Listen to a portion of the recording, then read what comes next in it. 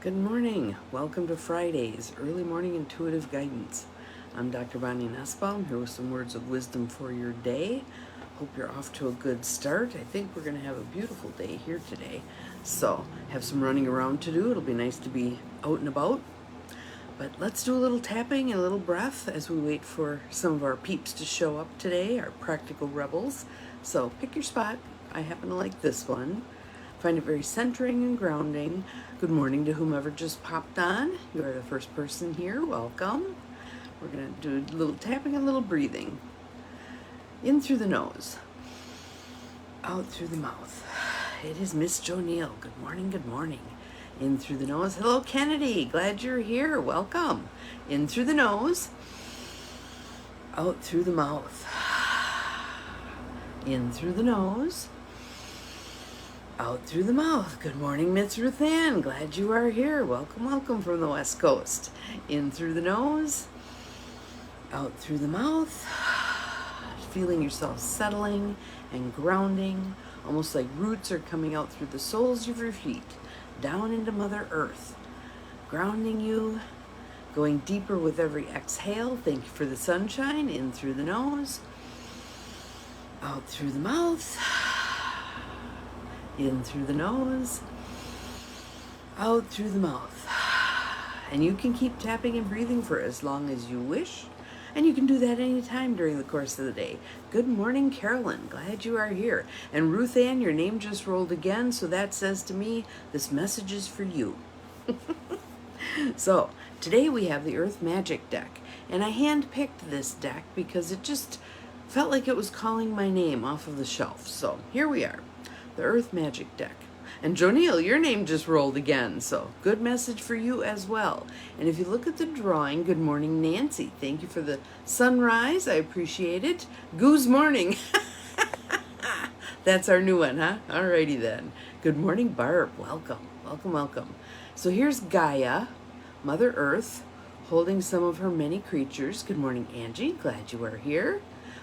And imagine an Earth where all of the humans treat Gaia the way she treats her creatures, including us. She takes fabulous care of us. We're not doing so hot on her behalf, but we can improve. We absolutely can improve. So, what was I going to tell you today? There was something I was going to tell you. Well, maybe it'll pop back in as I move us forward. Thank you for the sunshine. Lots of sunshine flying my way today. This is good. This is good. So, Earth Magic deck. Our card is ancestors, generations. And if you look at those hands, it's kind of a representation of a lineage. With a serpent weaving between the fingers, which we'll talk about that. And little designations of DNA, perhaps. Who knows what the whole meaning of the red and the orange is, but generations, ancestors. Let's see what it has to tell us. Breath in to open to receiving. Breath out, ready to hear these words. Ancestors, generations. Ancestors are those from whom we are descended, with a lineage that starts with our parents and grandparents, and stretches back hundreds, even thousands of years. We carry our ancestors' bloodline and are connected to them both genetically and spiritually in an underlying continuity of which we may only barely be aware. How many of us have even done any genealogy to get a sense of our ancestors? Thank God I was into scrapbooking for quite some time and did some heritage albums for my kids, because once my mother passed away, much of that lineage is lost to history. So I have some interesting pictures in their heritage albums, including one of my maternal grandfather's parents. And they're standing, it was their wedding day, they're standing very stiffly, and he's got a hand behind his back, and she's got this beautiful dress on, and fat fingers, I totally get it, And my mother explained to me, first I was just asking her, who are these people and where do they fit in the lineage? And then she started sharing stories. So he has his hand behind his back because he was in a farming accident and lost some fingers and was very self-conscious about that. So he was hiding his hand. She had made her wedding dress. It was this very elaborate, intricate wedding dress that was just, yeah. So, but those stories would have been lost if, yes, I like goose as well. Had I not been doing heritage albums and asking questions.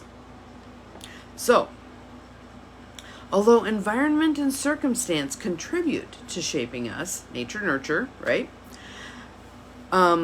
Particularly when we're young, an innate thread of kinship exists that has run the course of history for thousands of years and is contained in our bodies and in our being.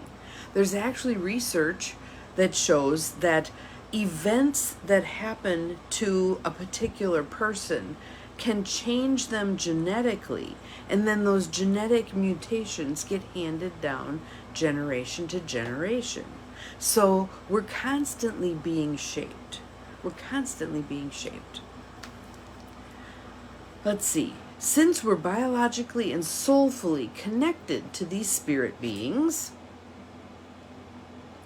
we can readily call upon them for guidance and assistance in matters concerning our family, community, and ourselves.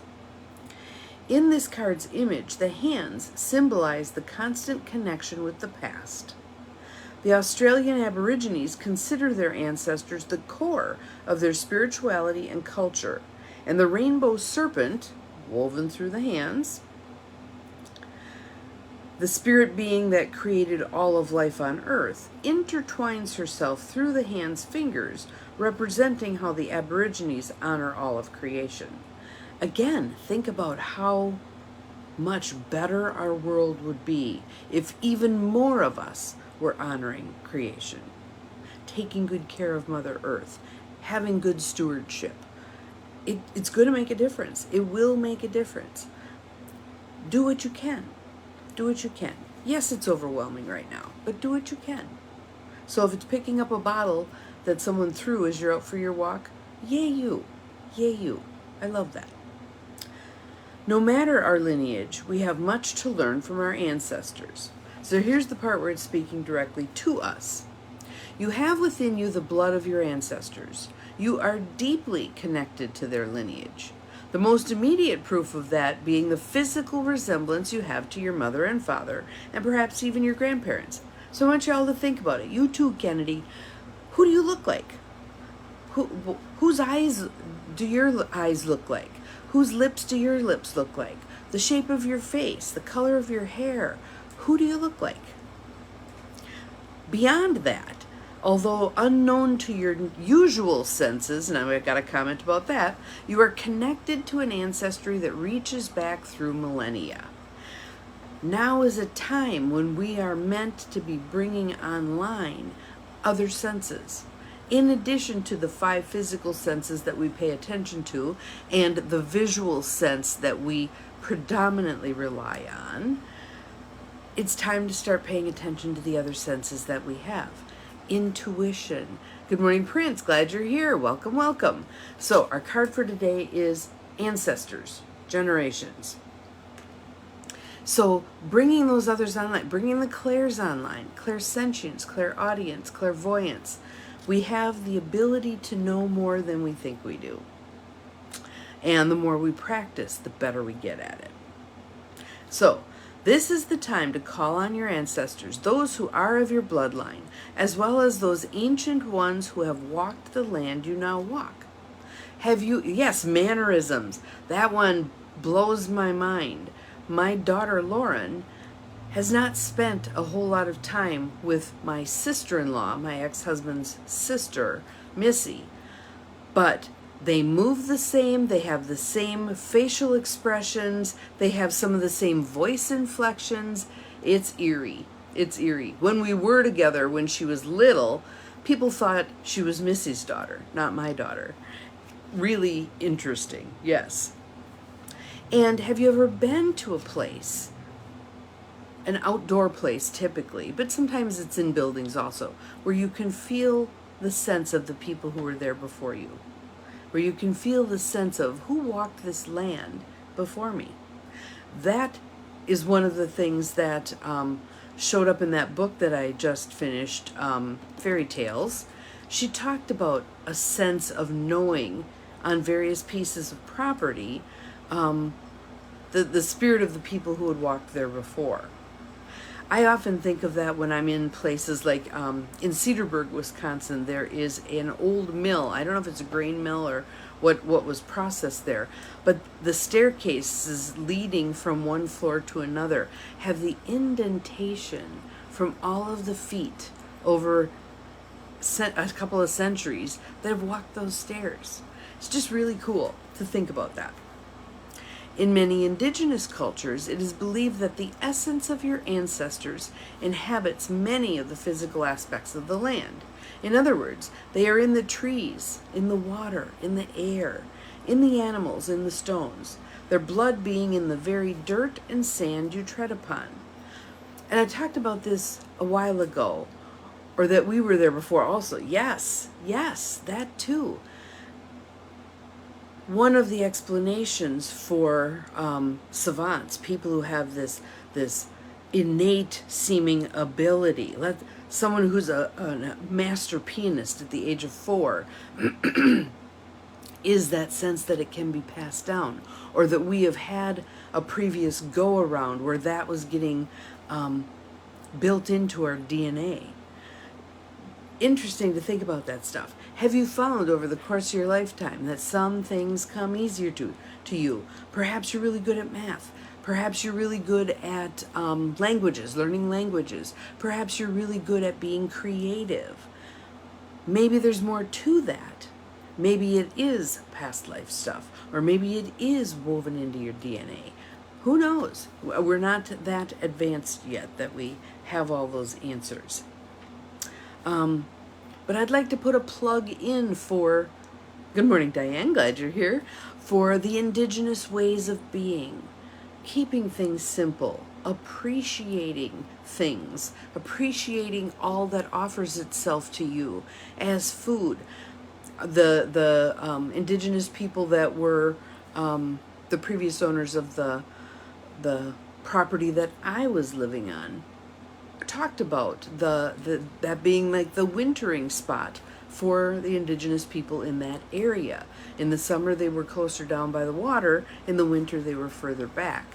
And putting up the structures that they put up, a longhouse, a Wabano Lodge, etc., walking into that Wabano Lodge, even if the sacred fire wasn't burning, you could feel the energy there.